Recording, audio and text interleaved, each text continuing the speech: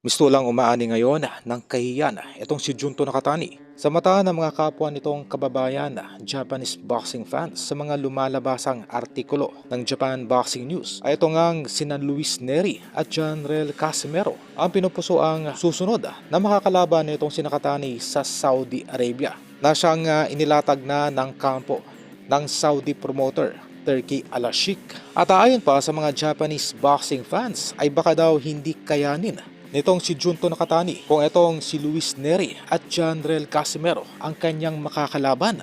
Ito ay base sa naging kayahiyang performance nito sa Saudi Arabia kontra Hernandez. Marami nga pong nagsasabi natalo dapat itong si Nakatani sa naturang naging laban nito.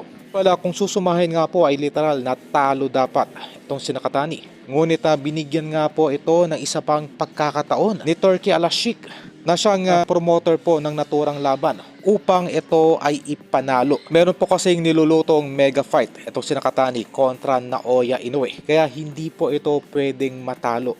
Ay napolitika itong si Hernandez. Mas napupusuan nga po ng mga Japanese boxing fans na itong si Casimero ang susunod na makakalaban itong si Nakatani sa Saudi Arabia. Ayon din sa mga Filipino na nakabase sa bansang Japan ay baka daw tuluyan ng mag-breakdown or umiyak na lamang itong si Nakatani sa oras na ito ay manakaut ni Casimero. Well, para po sa kaalaman ng lahat, ang mga Hapon po kasi ay mga iyakin tuwing ito ay natatalo.